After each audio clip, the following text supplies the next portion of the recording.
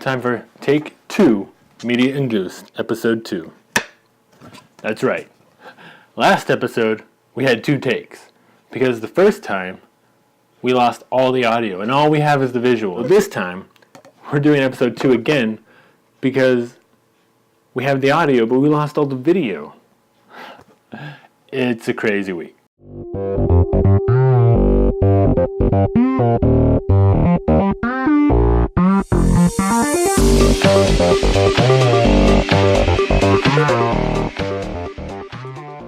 Alright, well, if you guys are new to this podcast, or if you're just listening or tuning in for the first time, this is a podcast where me and my friends talk about anything media related, really. It could be movies, games, comic books, whatever. And today I'm going to talk about a few games I've been playing and have a suggestion at the end. Well, some of the games I've been playing lately are Dungeon Hunter 5, which is an app for your phone. It's a 1 gig game, and it's fully immersive. It's a Diablo-style-esque game where you just go around looting stuff, getting gear, weapons, upgrading them, combining them with other elements to make them stronger.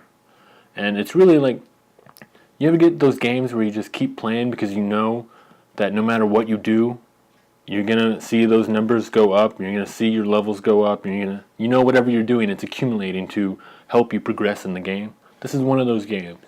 Every time I turn it on, I feel like I'm doing something. Another game I've been playing is Life is Strange. I've just played episode 4. It's a 5-episode series about a little girl who, well, not a little girl, but a high school girl who gets this superpower almost. And she uses that, and kind of the world revolves around that superpower and an event that's happening in the world. And she tries to use it to stop the event from happening. But what it is, it's a decision-based game where your decisions determine the outcome of the game. But this feels different than a Telltale game, as in your decisions actually make changes in the world.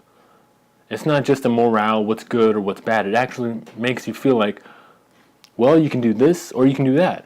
We're not going to tell you what's good, we're not going to tell you what's bad. But the cool thing about it is, if you make a decision and you're not satisfied with it, you can go back and make the other decision. But once you progress so much in the game, you can't make that decision anymore. It's kind of like a do this or do that.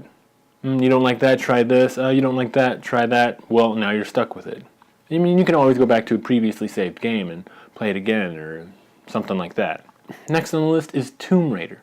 I've been going back and playing the first Tomb Raider because I hear the second one's coming out soon. I know there's a whole bunch of other Tomb Raiders on other consoles, but I wanted to play the Xbox One version, and it looks amazing. I gotta say, it's an open world game with customization of your weapons and gear, and leveling up, and you unlock new abilities, and it kind of feels like a Metroidvania, if you know what I mean. It's not a side-scrolling game, but you can progress to different levels and different areas, and maybe you can't go there right now, but you can always go back once you get the right gear, or the right power, or the right ability. Whatever it is, it's a phenomenal game and it looks amazing. It's an open world map where you can go where you want to. I mean, I'm playing the crap out of this game. I just finished it yesterday. I'm going back to unlock more stuff and get everything I can in the game. But Aifkem, what are you waiting to play? What I'm waiting to play is a game called Dirty Bomb. It's already out, but it's only on PC, and if you know me, or you're like me, you don't have a PC. I have a Mac, and it doesn't work on Mac. So I'm praying to the video game gods that it comes out on Xbox or even Mac. Another game I'm looking forward to is Edge of Nowhere. This, I've only seen the trailer, but it intrigued me, and I'm sucked in again to another game, right?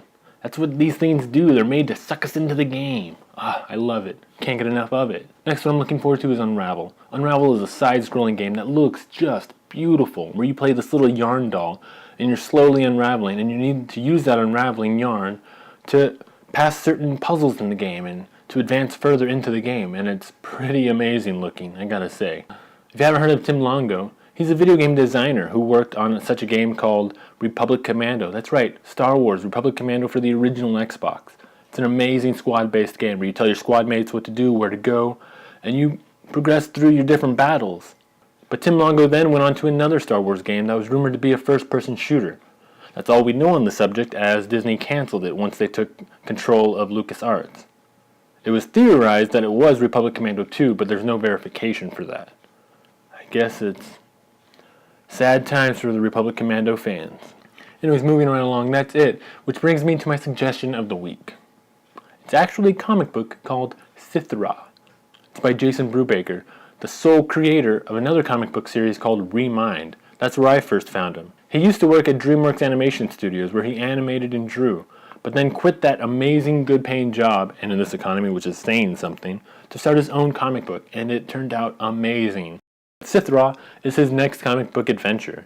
Sithra is out now. You can find it on Amazon like I did, because I live in the middle of nowhere. My comic book shops don't have much. Well, that's it for this episode, so either tune in next time, and me and a friend of mine are trying to plan something special for you guys in the future, so stay tuned, and keep looking.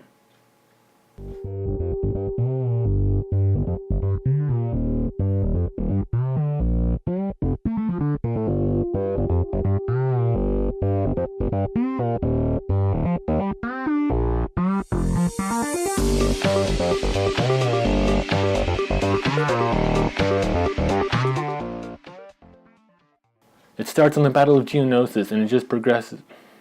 The green screen failed. Oh man. Oh, I got it.